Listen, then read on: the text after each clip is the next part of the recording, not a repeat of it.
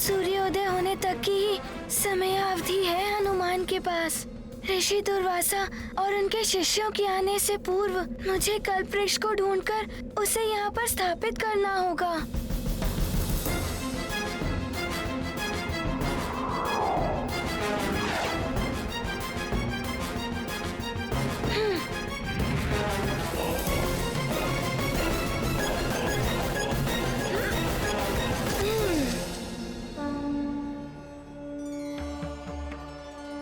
प्रणाम सूर्यदेव।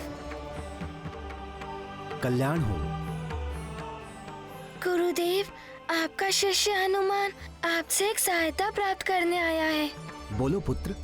आप दिवस भर पृथ्वी पर होने वाली घटनाओं के साक्षी रहते हैं, किंतु क्या आप ये बता सकते हैं कि पृथ्वी पर किसी को कल्पवृक्ष अपने स्थान से हटाते हुए या कहीं ले जाते हुए आपने देखा है?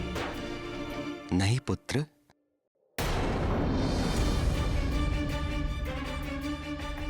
फिर क्या कोई कल्पवृक्ष को स्वर्गलोक में ले गया है? स्वर्गलोक का कोई निवासी ऋषि दुर्वासा के कार्य में बाधा उत्पन्न करने का दुस्साहस कदापि नहीं करेगा हनुमान। पुत्र हनुमान, यदि कल्प वृक्ष न तो पृथ्वी मार्ग से और न ही वायु मार्ग से कहीं ले जाया गया है, तो फिर वो कहाँ लुप्त हो सकता है हनुमान?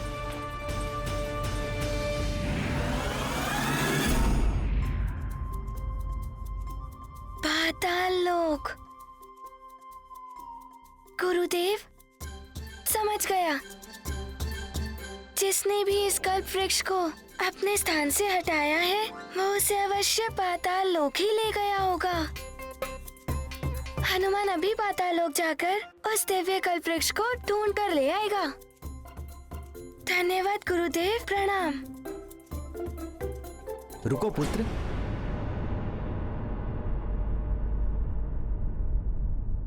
वो दिव्य कल्प वृक्ष पाताल लोक में दुष्ट असुर युपाक्ष के पास हो सकता है। ये वही युपाक्ष है जिसको वरदान प्राप्त है कि वरदान प्राप्त है मुझे मात्र नारायण, या उनसे वरदान प्राप्त कोई उनके समान कोई अन्य शक्तिशाली योद्धा मात्र वराह रूप में मेरा संहार कर तुम्हें मुक्ति दिला सकता है कल्पवृक्ष। परंतु नारायण क्यों आएंगे तुम्हारे लिए? इसीलिए अब अनंत काल तक तुम मेरे बंदी हो कल्पवृक्ष,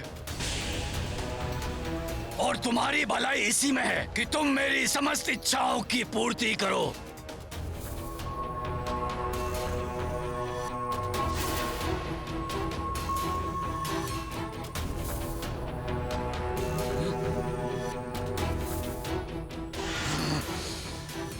वराह रूप धारण करने के लिए तो मुझे प्रभु नारायण के पास जाकर उनसे वरदान प्राप्त करना होगा। सहस्त्रों वर्षों के कठिन तप के बाद प्रभु नारायण प्रसन्न होते हैं पुत्र।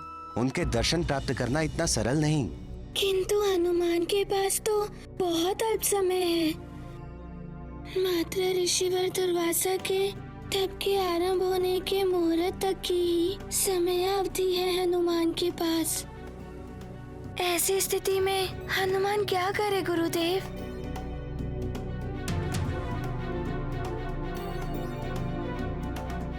परंतु माता लक्ष्मी जी की पूजा विधि पूर्वक बिना किसी व्यवधान के करनी होगी, तभी वो पूर्ण होगी। और उसके लिए तुम्हें कमल, कमलगट्टा, शंख, कौड़ी, शहद, नारियल, पान,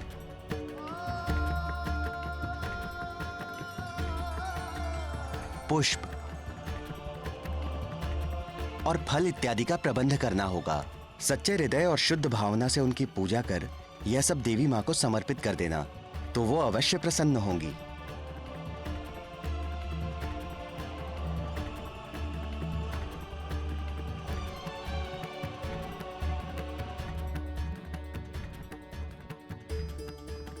प्रभु,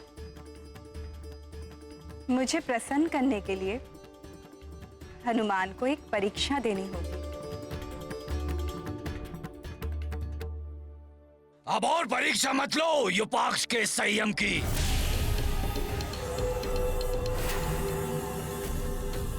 पहले तुम्हें विनम्रता से कहा, फिर तुम्हें आदेश दिया, फिर भी तुमने नहीं सुना।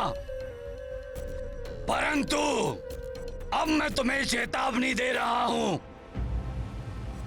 मेरी समस्त इच्छाएं पूर्ण करो, अन्यथा मैं तुम्हें जला दूंगा कल्प वृक्ष। तुम्हारी प्रत्येक टहनियां, पत्ते भस्म हो जाएंगे, नष्ट हो जाओगे तुम।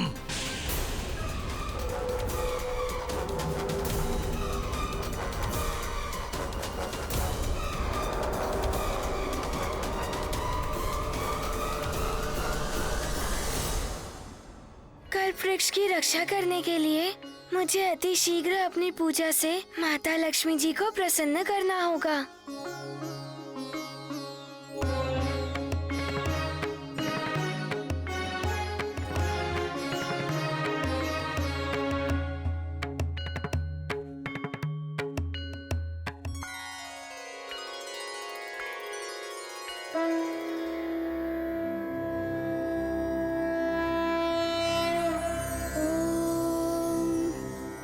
लक्ष्मी शिरसंप्रराजतनया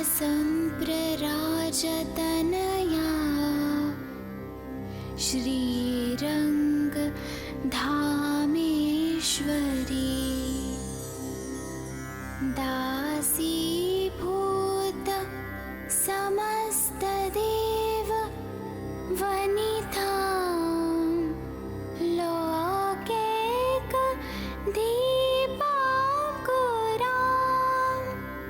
श्रीमनमन्द कटाक्षलब्ध विभावा ब्रह्मेन्द्र गंगाधरा त्वां त्रैलोक्य कुटुम्बिनीं सरसिजां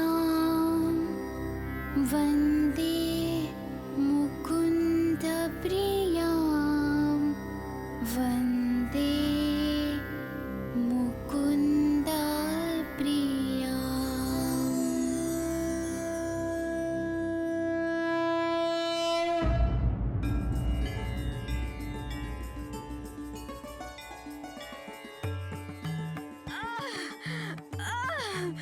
कोई रक्षा करो, कोई रक्षा करो मेरी। मेरे प्राण निकले जा रहे हैं, कोई चला दो मेरे लिए।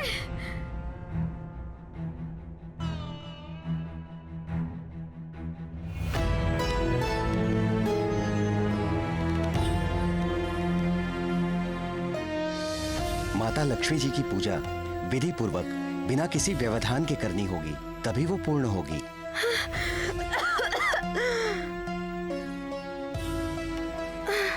माता की पूजा ऐसे ही छोड़कर चला गया तो माता को प्रसन्न नहीं कर पाऊंगा, और किसी असहाय की सहायता करना भी सर्वोच्च धर्म है। मैं उसे खंडित भी नहीं कर सकता।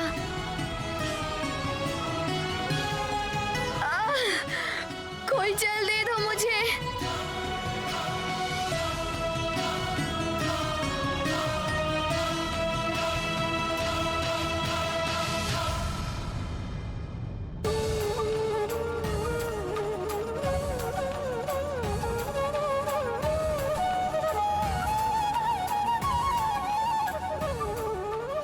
मुझे क्षमा करना माता,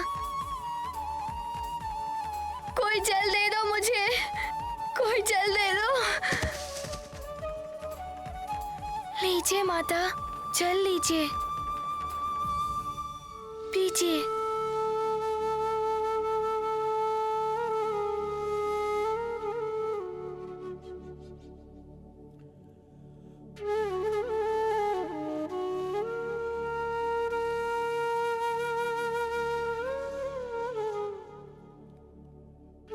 तुम्हारा कल्याण हो पुत्र। तुमने जल देकर मेरे प्राण रक्षित किए। मैं इसी मंदिर में रहकर इनकी सेवा करती हूँ। बहुत दिनों से यहाँ कोई नहीं आया, इसलिए ना मुझे भोजन मिला ना जल, और मेरी अवस्था ऐसी हो गई। माता, मैंने ऊपर मंदिर में भोजन आदि एकत्रित कर रखा है। आप चलिए और इनका आहार कीजिए। आइए माता, मैं आपको ले चलता हूँ।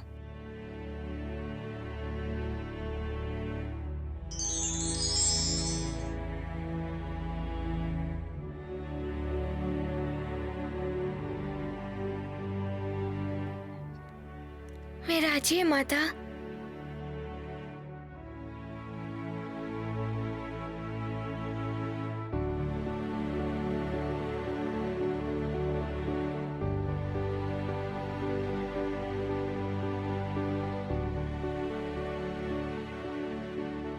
ये लीजिए माता, भोजन ग्रहण करना आरंभ कीजिए।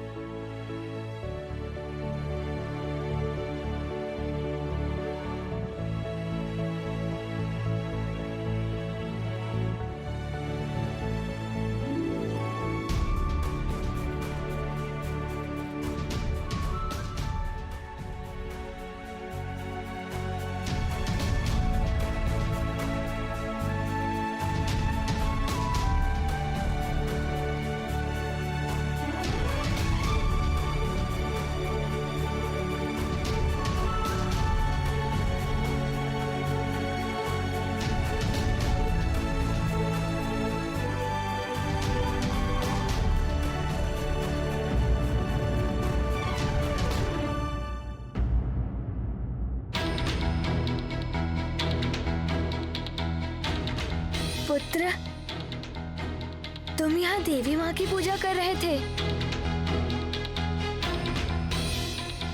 ये तो अनर्थ हो गया पुत्र। तुम अपनी पूजा बीच में छोड़कर मुझे देखने क्यों चले आए? और देवी माता को अर्पित करने के लिए एकत्रित जल एवं फल आदि तुमने मुझे क्यों दे दिए? तुम्हें ऐसा नहीं करना चाहिए था पुत्र। मेरे कारण तुमने माता लक्ष्मी जी की उपेक्षा कर दी। अब तो मैं भी तुम्हारे इस पाप की भागीदार बन गई। जगत की सारी नारियां माता लक्ष्मी जी की ही स्वरूपनी है। यदि मैं आपकी सेवा करता तो माता लक्ष्मी जी को कोई उपेक्षा नहीं होती। यदि मैं आपकी सेवा ना करता तो उनको कष्ट होता और ये मुझ पर अत्यंत कुपित हो जाती। परंतु इसमें व्यवधान पड़ने से तुम्हारी पूजा तो अपूर्ण रह गई।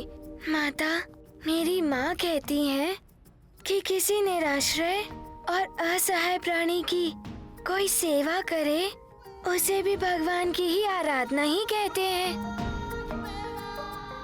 मेरी पूजा और अपनी पूजा की सामग्री में पुनः एकत्रित कर अपनी पूजा संपन्न कर सकता हूँ।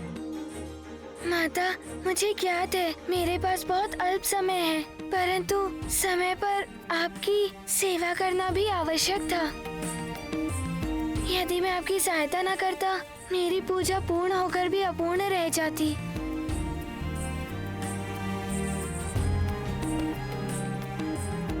पुत्र हनुमान, तुम धन्य हो। तुम्हारी पूजा सफलतापूर्वक संपन्न हुई है। ये आप क्या कह रही हैं माता? हाँ पुत्र, मेरी पूजा का अर्थ केवल मेरी आरती करना नहीं है।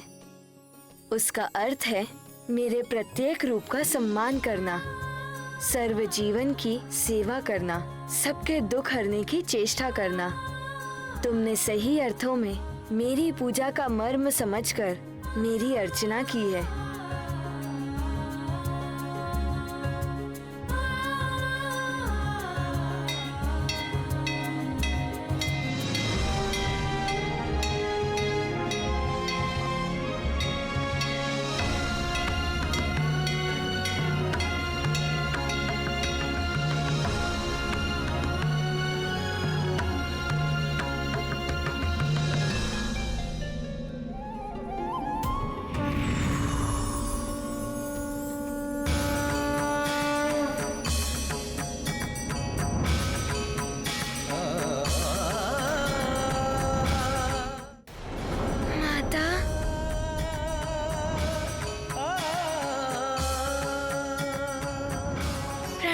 लक्ष्मी जी,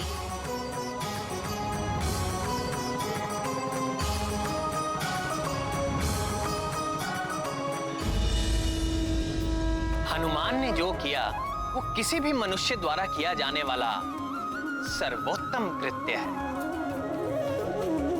अपनी पूजा पूर्ण करने के लिए उन्होंने निरीह निराश्रय प्राणी के जीवन का तिरस्कार नहीं किया, अपितु वरण किया। सर्वप्रथम उनके प्राणों की रक्षा की और ये प्रमाणित कर दिया कि अन्य प्राणियों की सेवा करना, उनके दुखों को दूर करना प्रभु की पूजा के समान है। हनुमान की ये मान्यता भी पूर्णतः सत्य है कि प्रत्येक नारी में लक्ष्मी, पार्वती एवं सरस्वती त्रिदेवियों के रूप का अंश छिपा होता है। इसलिए किसी भी नारी की अवहेलना और अपमान स्वयं त्रिदेवियों का अपमान है। इसलिए जिस समाज एवं गृह में नारी का सम्मान होता है वहां समृद्धि आती है, और जहां अपमान होता है वहां पतन और विनाश होता है। इसीलिए प्रत्येक नारी का सम्मान ही सही अर्थों में देवी की पूजा है। कल्याण हो पुत्र हनुमान। मैंने ही तुम्हारा प्रसाद और जल ग्रहण किया है। तुम मेरी परीक्षा में सफल हुए हो। मैं तुम्हें वरदान देती हूँ पुत्र कि तुम्हें प्रभु की कृपा प्राप्त होगी और उस असुर का वध करने के लिए तुम अपने जीवन में एक बार वराह रूप ले पाओगे।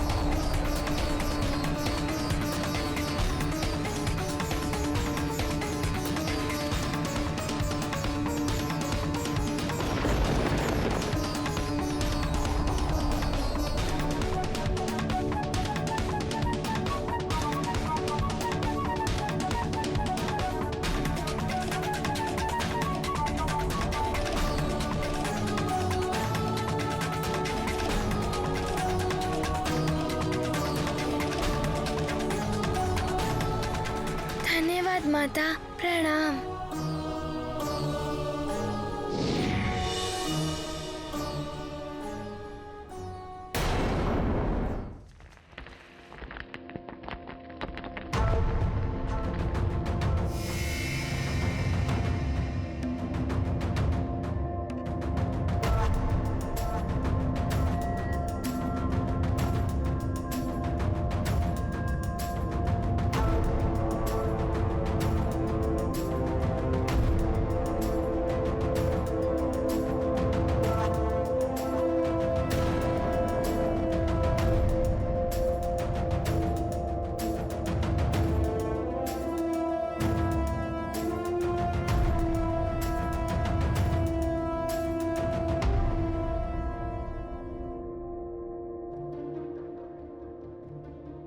इस अनंत अंधकार और इस गुफा के अनेकों द्वार और अनेकों गुफा द्वारों के मध्य हनुमान को कुछ नहीं सूझ रहा कि दिव्य कल्प वृक्ष कहाँ है। हनुमान अब कौन सा मार्ग ले दिव्य कल्प वृक्ष को ढूंढने का। ऋषि दुर्वासा जी शिष्यों के संग किसी भी क्षण मानसरोवर से लौट कर आ सकते हैं।